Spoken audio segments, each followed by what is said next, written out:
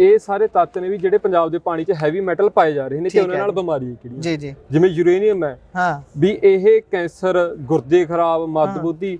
ਜਿਵੇਂ atomic bomb ਜਦੋਂ Hiroshima Nagasaki ਤੇ ਸਿੱਟਿਆ ਗਿਆ ਉਦੋਂ ਜਿਹੜੀ ਰੇਡੀਏਸ਼ਨ ਸੀ ਉਹ ਇੰਨੀ ਜ਼ਿਆਦਾ ਸੀ ਕਿ ਉੱਥੇ ਆਉਣ ਵਾਲੇ ਜਿਹੜੇ ਨਸਲਾਂ ਸੀ ਉਹ ਮੰਦਬੁੱਧੀ ਪੈਦਾ ਹੋਣ ਲੱਗ ਗਈ ਅਪਾਹਜ ਪੈਦਾ ਹੋਣ ਲੱਗ ਗਏ ਉੱਥੇ ਨਾਰਮਲ ਬੱਚੇ ਨਹੀਂ ਪੈਦਾ ਹੋ ਰਹੇ ਸੋ ਉਹੀ ਸੇਮ ਗੱਲ ਇੱਥੇ ਹੈ ਵੀ ਜਿਵੇਂ ਹੁਣ ਅਗਲੇ ਚਾਰਟ 'ਚ ਇਹ ਲਿਖਿਆ ਹੋਇਆ ਕਿ ਮਾਤਰਾ ਕਿੰਨੀ ਹੋਣੀ ਚਾਹੀਦੀ ਵੀ ਹੁਣ ਜਿਵੇਂ ਯੂਰੇਨੀਅਮ ਦੀ ਮਾਤਰਾ ਉੱਥੇ 30 ਹੋਣੀ ਚਾਹੀਦੀ ਸੇਫ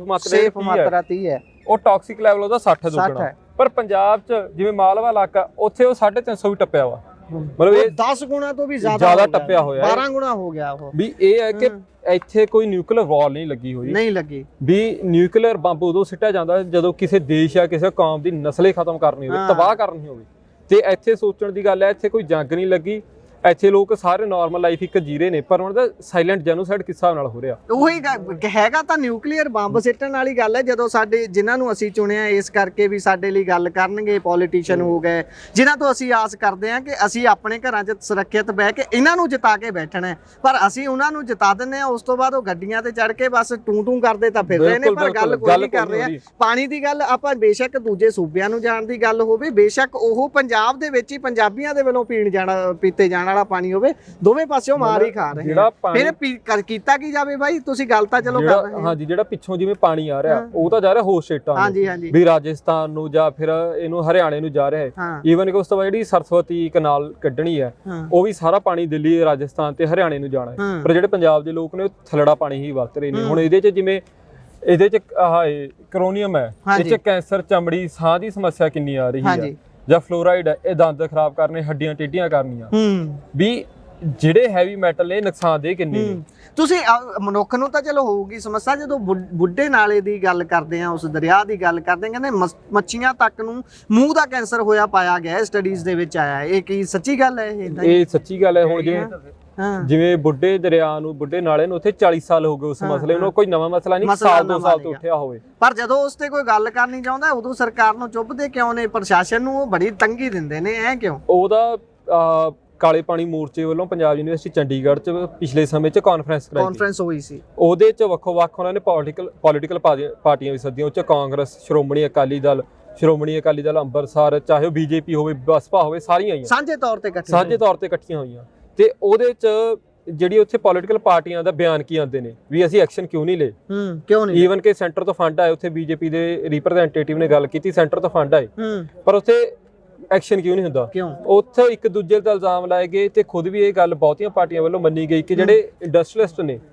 ਜਿਹੜੇ ਵੱਡੇ ਉੱਥੇ ਸ਼ਾਹੂਕਾਰ ਨੇ ਉਹਨਾਂ ਤੋਂ ਅਸੀਂ ਫੰਡ ਲੈਂਦੇ ਆ ਇਲੈਕਸ਼ਨ ਟਾਈਮ ਜਿਵੇਂ ਇਲੈਕਟੋਰਲ ਬੋਰਡ ਦੀ ਗੱਲ ਪਿਛਲੇ ਪੂਰੇ ਇੰਡੀਆ 'ਚ ਚੱਲੀ ਹੈ ਵੀ ਉਹਨਾਂ ਕਰਕੇ ਅਸੀਂ ਆਵਾਜ਼ ਨਹੀਂ ਚੱਕ ਸਕਦੇ ਉਹਨਾਂ ਦੇ ਖਿਲਾਫ ਅਸੀਂ ਗੱਲ ਨਹੀਂ ਕਰ ਪਾਉਂਦੇ ਤੇ ਹੁਣ ਵੱਡੇ ਜਿਹੜੇ ਸ਼ਾਹੂਕਾਰ ਨੇ ਜਿਹੜੇ ਫੰਡ ਦਿੰਦੇ ਨੇ ਉਹ ਬੈਠੇ ਹੋਣੇ ਲੁਧਿਆਣੇ ਦੇ ਇੰਡਸਟਰੀਅਲਿਸਟ ਲੋਕ ਜਿੱਥੇ ਵੀ ਕਹਿ ਲਓ ਪਾਣੀ ਦਾ ਸਰੋਤ ਉਹ ਖਰਾਬ ਕਰ ਰਹੇ ਨੇ ਉਹ ਇੰਡਸਟਰੀਅਲਿਸਟ ਨੇ ਵੱਡੇ ਉਹ ਪੈਸਾ ਦੇ ਕੇ ਉਹਨਾਂ ਨੂੰ ਚੁੱਪ ਕਰਾ ਦਿੰਦੇ ਨੇ ਜਿਹੜਾ ਆਮ ਵਿਅਕਤੀ ਪੈਸਾ ਨਹੀਂ ਦੇ ਸਕਦਾ ਉਹ ਆ ਸਾਰਾ ਕੁਝ ਪੀ ਕੇ ਮਰ ਰਿਹਾ ਮਤਲਬ ਗੱਲ ਇਹ ਹੈ ਕਿ ਪੰਜਾਬ ਜਿਹੜੇ ਪਾਣੀ ਦਾ ਮਸਲਾ ਹੈ ਉਹ ਸਿਰਫ ਪੰਜਾਬ ਦੀ ਖੇਤੀ ਜਾਂ ਪੰਜਾਬ ਦੀ ਜਿਹੜੀ ਇੱਕ ਆਉਣ ਵਾਲੀ ਨਸਲ ਦੀ ਗੱਲ ਨਹੀਂ ਹੈਗੀ ਉਹ ਪੰਜਾਬ ਦੇ ਪੋਲੀਟੀਕਲ ਡੈਮੋਗ੍ਰਾਫਿਕ ਸਟਰਕਚਰ ਸਾਰੇ ਕਿਸੇ ਨੂੰ ਹਿਲਾ ਰਹੀ ਹੈ ਉਹ ਸਾਡੇ ਜਿਓਗ੍ਰਾਫੀਕਲ ਏਰੀਆ ਨੂੰ ਵੀ ਉਹ ਖਰਾਬ ਕਰੂਗੀ ਜਦੋਂ ਇਹੋ ਜਿਹੀਆਂ ਚੀਜ਼ਾਂ ਹੋਣਗੀਆਂ ਇੱਕ ਤਰੀਕੇ ਦੇ ਨਾਲ ਕਹਿ ਲਓ ਰॉयਟਸ ਹੀ ਖੜੇ ਹੋ ਜਾਣਗੇ ਜਿੱਦਾਂ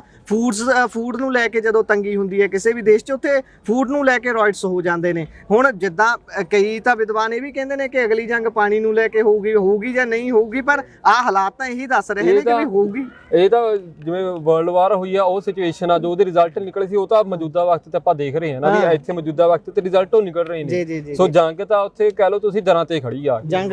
ਖੜੀ ਆ ਅੱਗੇ ਚੱਲਦੇ ਹਾਂ ਜੀ ਹੁਣ ਜਿਵੇਂ ਇਹਦੇ ਵਿੱਚ ਵੱਖ ਅਸੀਂ ਏਰੀਆ ਕੀਤੇ ਆਇਡੈਂਟੀਫਾਈ ਵੀ ਕਿੱਥੇ ਕਿਹੜਾ ਤੱਤ ਜ਼ਿਆਦਾ ਪ੍ਰਭਾਵਿਤ ਕਰਦਾ ਜੀ ਹੁਣ ਜਿਵੇਂ ਮਾਲਵੇ ਦਾ ਸਾਰਾ ਮਾਨਸਾ ਬਠਿੰਡਾ ਮੁਕਤਸਰ ਫਰੀਦਕੋਟ ਫਿਰੋਜ਼ਪੁਰ ਇੱਥੇ ਆਪਾਂ ਦੇਖੀਏ ਕੈਂਸਰ ਬੈਲਟ ਸਾਰਿਆਂ ਨਾਲ ਵੱਧ ਚੱਲਦੀ ਆ ਹਾਂਜੀ ਤੇ ਇੱਥੇ ਜਿਹੜੇ ਇਲਾਕਾ ਬਠਿੰਡੇ ਵਰਗਾ ਇਹਦੀ ਜ਼ਮੀਨ ਦਾ ਵੀ ਆਪਾਂ ਨੂੰ ਹਾਲ ਪਤਾ ਵੀ ਇੱਥੇ ਕਿੰਨੀ ਕੁ ਖੇਤੀ ਸਕਸੈਸਫੁਲ ਹੋ ਰਹੀ ਹੈ ਇਸ ਟਾਈਮ ਮੌਜੂਦਾ ਵਕਤ ਤੇ ਸੋ ਇੱਥੇ ਦੇ ਜਿੰਨੇ ਲੋਕ ਨੇ ਇਹ ਸਭ ਤੋਂ ਵੱਧ ਜਿਹੜੇ ਚਮੜੀ ਦੇ ਰੋਗ ਨੇ ਉਸ ਤੋਂ ਬਾਅਦ ਮੰਦਬੁੱਧੀ ਜਵਾਕ ਇੱਥੇ ਪੈਦਾ ਹੋ ਰਹੇ ਨੇ ਇੱਥੇ ਕੈਂਸਰ ਸਭ ਤੋਂ ਵੱਧ ਹੋ ਰਿਹਾ ਹੈ ਤੇ ਐਂ ਕਰਦੇ ਜਿੰਨੇ ਵੱਖ ਤੱਤ ਨੇ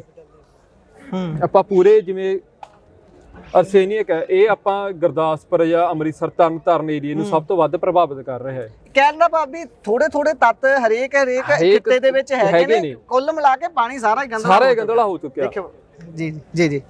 ਵੀ ਜਿਵੇਂ ਉਹ ਮਾਲਵੇ ਦੀ ਗੱਲ ਹੋ ਗਈ, ਮਾਝੇ ਦੀ ਗੱਲ ਹੋ ਗਈ, ਇਹ ਦੁਆਬਾ ਆ ਗਿਆ ਵੀ ਸਾਰਾ ਪਟਿਆਲਾ ਹੋ ਗਿਆ, ਲੁਧਿਆਣਾ ਜਿੱਥੇ ਸਾਰਿਆਂ ਨਾਲੋਂ ਵੱਧ ਫੈਕਟਰੀਆਂ ਨੇ, ਅੰਮ੍ਰਿਤਸਰ, ਜਲੰਧਰ, ਮੋਗਾ,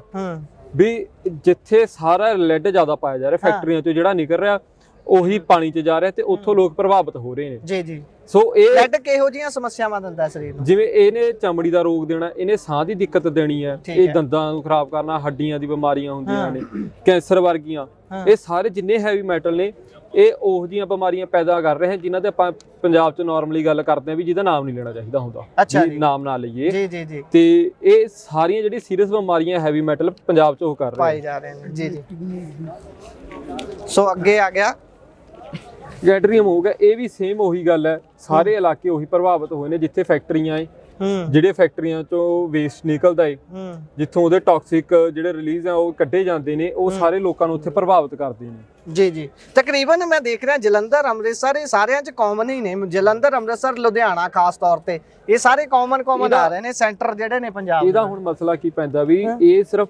ਇਹ ਗੱਲ ਨਹੀਂ ਕਿ ਜਿਹੜੀ ਪੰਜਾਬ 'ਚ ਇੰਡਸਟਰੀਆਂ ਉਹ ਇਫੈਕਟ ਕਰ ਰਹੀਆਂ ਨੇ, ਵੀ ਹੁਣ ਜਿਵੇਂ ਬੱਦੀ, ਨਾਲਾ, ਗੜਾ, ਹਿਮਾਚਲ ਦੀਆਂ ਹੋਰ ਜਿਹੜੀਆਂ ਪੈਰਾਸੂਟੀਕਲ ਇੰਡਸਟਰੀਆਂ ਨੇ ਵੀ ਜਿੱਥੇ ਦਵਾਈਆਂ ਬਣਦੀਆਂ ਨੇ, ਸਿੰਥੈਟਿਕ ਡਰੱਗ ਤਿਆਰ ਹੁੰਦੇ ਨੇ, ਵੀ ਉਹ ਜਿਹੜਾ ਸਾਰਾ ਪਾਣੀ ਰਿਲੀਜ਼ ਹੈ ਉਹ ਸਤਲੁਜ 'ਚ ਹੁੰਦਾ ਏ, ਤੇ ਜਿੱਥੋਂ ਜਿੱਥੋਂ ਸਤਲੁਜ ਦਰਿਆ ਵਗੂਗਾ ਪਾਣੀ ਸਾਰਾ ਉਹ ਗੰਦਲਾ ਹੁੰਦਾ ਜਾਊਗਾ ਤੇ ਸਾਰੇ ਜਿਹੜੇ ਤੱਤ ਜਿਹੜੇ ਹੈਵੀ ਮੈਟਲ ਉਸ ਇੰਡਸਟਰੀ ਚੋਂ ਨਿਕਲੇ ਨੇ ਉਹ ਪਾਣੀ 'ਚ ਸਾਰੇ ਪੰਜਾਬ 'ਚ ਜਾਣਗੇ। ਸੋ ਇਹ ਮਸਲਾ ਇਹ ਨਹੀਂ ਕਿ ਸਿਰਫ ਲੋਕਲ ਦਰਿਆਵਾਂ 'ਚ ਪੈ ਕੇ ਉੱਥੇ ਮੁੱਕਦਾ ਹੈ, ਉਹ ਹੋਰ ਸਟੇਟਾਂ ਤੋਂ ਵੀ ਆ ਰਿਹਾ, ਹੋਰ ਸਟੇਟਾਂ ਤੋਂ ਵੀ ਆ ਰਿਹਾ, ਹੋਰ ਸਟੇਟਾਂ ਤੋਂ ਵੀ ਆ ਰਿਹਾ। ਇੰਡਸਟਰੀ ਬੇਸ਼ੱਕ ਉਹ ਪੱਟ ਕੇ ਹੋਰ ਕਿਤੇ ਲੈ ਗਏ ਨੇ ਪਰ ਨੁਕਸਾਨ ਫੇਰ ਵੀ ਪੰਜਾਬ ਦਾ ਹੀ ਕਰ ਰਹੇ ਨੇ, ਪੰਜਾਬ ਦਾ ਭਲਾ ਕੋਈ ਨਹੀਂ, ਭਲਾ ਕੋਈ ਨਹੀਂ। ਹੁਣ ਮਰਕਰੀ ਆ ਗਿਆ ਵੀ ਮਰਕਰੀ, ਹੁਣ ਇਹਦਾ ਮਸਲਾ ਕੀ ਹੈ ਵੀ ਜਿਹੜਾ ਲੁਧਿਆਣੇ ਵਰਗੀ ਜਿਹੜੀ ਹੈਵੀ ਇੰਡਸਟਰੀਆਂ ਜਿਹੜੀਆਂ ਉੱਥੇ ਲੱਗੀਆਂ ਹੋਈਆਂ ਨੇ ਉਹ ਲੱਗੀਆਂ ਜਿੱਥੇ ਵਸਨੀਕ ਬਹੁਤ ਜ਼ਿਆਦਾ ਹੈ। ਜੀ ਜੀ ਜੀ। ਵੀ ਜਿੱਥੇ ਵਸੋਂ ਜ਼ਿਆਦਾ ਹੈ ਇੱਧਰ ਆ ਜੀ ਜੀ, ਉੱਥੇ ਸਾਰਿਆਂ ਨਾਲੋਂ ਵੱਧ ਇਹ ਇੰਡਸਟਰੀਆਂ ਲੱਗੀਆਂ ਹੋਈਆਂ ਨੇ ਜੀ, ਤੇ ਉਹਨਾਂ ਕਰਕੇ ਜਿਹੜੇ ਲੋਕ ਆ ਇੱਕ ਤਾਂ ਉਹ ਵੱਖ-ਵੱਖ ਪੋਲੂਸ਼ਨਾਂ ਤੋਂ, ਚਾਹੇ ਉਹ ਹਵਾ ਪੋਲੂਟ ਹੋ ਰਹੀ ਹੈ ਉੱਥੋਂ ਵੀ ਪ੍ਰਭਾਵਿਤ ਹੋਣਾ, ਸ਼ੋਰ ਕਰਕੇ ਵੀ ਪ੍ਰਭਾਵਿਤ ਹੋਣਾ ਹੈ, ਜਿਹੜਾ ਸਾਊਂਡ ਪੋਲੂਸ਼ਨ ਹੁੰਦਾ ਹੈ, ਉਸ ਤੋਂ ਬਾਅਦ ਜਿਹੜਾ ਪਾਣੀ ਆ ਉਹ ਡਾਇਰੈਕਟ ਜਾਂਦਾ ਹੈ। ਵੀ ਜਿਵੇਂ ਹੁਣ ਸਾਡੇ ਨਾਲ ਵੀਰ ਖੜੇ ਸੀ, ਉਹ ਆਏ ਲੁਧਿਆਣੇ ਦੇ ਉਸ ਏਰੀਆ ਤੋਂ ਜਿੱਥੇ ਬੁੱਢਾ ਨਾਲਾ ਦਰਿਆ ਵਗਦਾ ਹੈ। ਸੋ ਇਹ ਸਾਰੀਆਂ ਜਿਹੜੀਆਂ ਉਹ ਹੈ, ਇਹ ਤੋਂ ਬਾਅਦ ਚਾਹੇ ਫਲੋਰਾਈਡ ਹੋ ਗਿਆ ਵੀ ਇਹ ਫੇਰ ਮਾਲਵੇ ਤੋਂ ਸਭ ਤੋਂ ਵੱਧ ਪ੍ਰਭਾਵਿਤ ਕਰਦਾ, ਵੀ ਜਿਵੇਂ ਇਹ ਹੱਡੀਆਂ ਟੇਢੀਆਂ ਕਰਨਾ, ਦੰਦਾਂ ਦੀਆਂ ਬਿਮਾਰੀਆਂ ਹੋ ਗਈਆਂ, ਸੋ ਇਹ ਸਾਰਾ ਫਲੋਰਾਈਡ ਆ ਉਹਨੂੰ ਪ੍ਰਭਾਵਿਤ ਕਰਦਾ ਸਭ ਤੋਂ ਵੱਧ, ਵੀ ਇਹ ਵੀ ਮਾਲਵੇ 'ਚ ਸਾਰਿਆਂ ਨਾਲੋਂ ਵੱਧ ਪਾਇਆ ਜਾਂਦਾ। ਖਿੱਤਾ ਤਾਂ ਕੋਈ ਵੀ ਨਹੀਂ ਬਚਿਆ ਹੋਇਆ, ਖਿੱਤਾ ਕੋਈ ਨਹੀਂ। ਜੇ ਆਪਾਂ ਇੱਧਰ ਪੁਆਧ ਦੀ ਗੱਲ ਕਰ ਲਈਏ, ਇੱਥੇ ਡੈਮੋਗ੍ਰਾਫੀ ਵੀ ਚੇਂਜ ਹੋ ਰਹੀ ਹੈ, ਇੱਥੋਂ ਜਿਹੜਾ ਸਤਲੁਜ ਦਾ ਪਾਣੀ ਜਿਹੜਾ ਉਧਰੋਂ ਵਗ ਕੇ ਆ ਰਿਹਾ ਹੈ ਉਹ ਸਾਰਿਆਂ ਨਾਲ ਪਹਿਲਾਂ ਇਫੈਕਟ ਇੱਧਰਲੇ ਇਲਾਕੇ ਨੂੰ ਕਰਦਾ ਹੈ। ਉਸ ਤੋਂ ਬਾਅਦ ਜਿਵੇਂ ਇੱਥੇ ਵੱਖੋ-ਵੱਖ ਸ਼ਹਿਰੀ ਉਹਨਾਂ ਨੂੰ ਜਾਂਦਾ ਹੈ ਪਾਣੀ, ਉਹ ਸਾਰਾ ਪੁਆਧ ਵੀ ਉਸੇ ਨਾਲ ਇਫੈਕਟ ਹੋ ਰਿਹਾ। ਠੀਕ ਹੈ ਜੀ। ਸੋ ਇਹ ਮੇਨ ਹੈਗੇ ਕਾਰਨ ਵੀ ਜਲ ਸੰਕਟ ਦੇ ਕਾਰਨ ਕੀ ਹੈ।